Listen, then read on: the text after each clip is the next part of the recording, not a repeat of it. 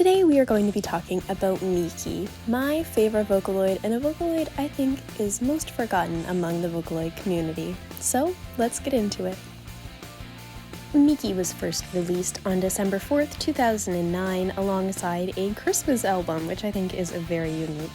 Her whole design is supposed to be a sort of outer space galactic robot. She is a non-human character that just has a more humanoid look to her and an overall star motif design. Then in June of 2015, she was added to the V4 collection with a newer, more mature look to it. I can't tell if I like the original Miki design or the new Miki design better, but I do find they look like completely different people. And I think that's very unique among Vocaloid, where they usually look the same among their different design choices. Now, Miki is voiced by an actual singer named Miki Fukuzawa. I am so sorry, I'm not even going to try and pronounce it right, I just know I can't. But anyway, she's one of the first Vocaloids to have an actual singer be her voice provider.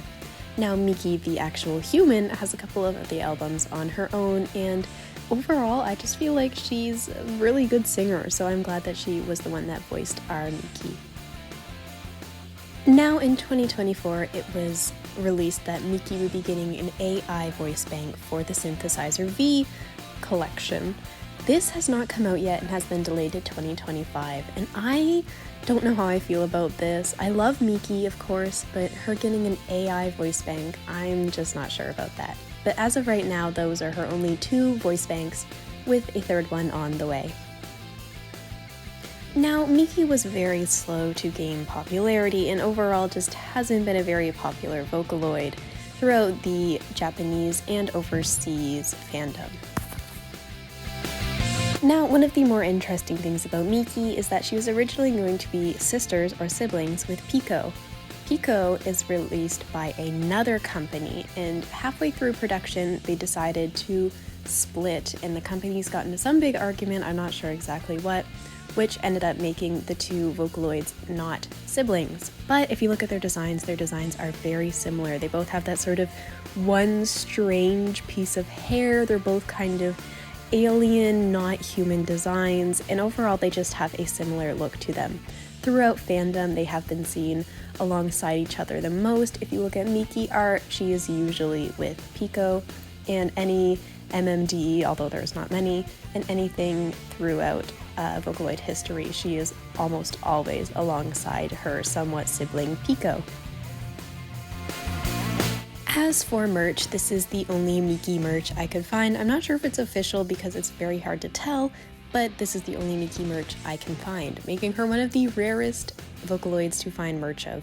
There is, of course, many Vocaloids that don't have any merch, but to find a Vocaloid that has some merch but hardly any is even more rare, if you ask me.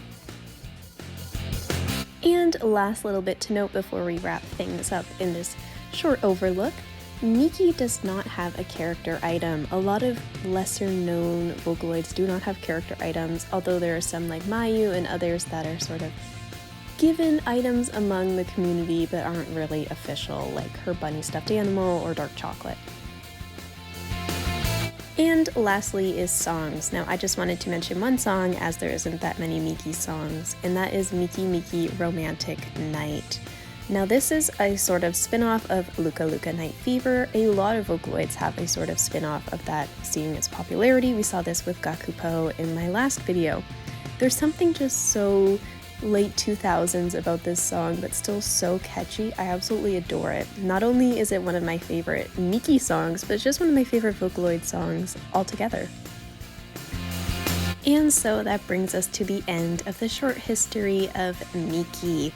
Now there is only photos in this because, believe it or not, there is like no MMDs, there's no videos, there's nothing about Miki. There is only a couple fan-made sort of renders of her for Project Diva, but I didn't want to include those because they're not technically official, and where they're not MMD, it just didn't seem right to include them. Other than that little side note, all of the fan art names and who they're by are located in the little description of this video. And other than that, I will see you next time, hopefully for a video either about the short history of another Vocaloid, or I'm not sure what I want to do next, but I'm thinking it'll be something about Kafu. I need to figure out how to say that name. But if you have anything about Kafu that you want to put in the comments, that would be great for the next video. Thank you, and see you next time!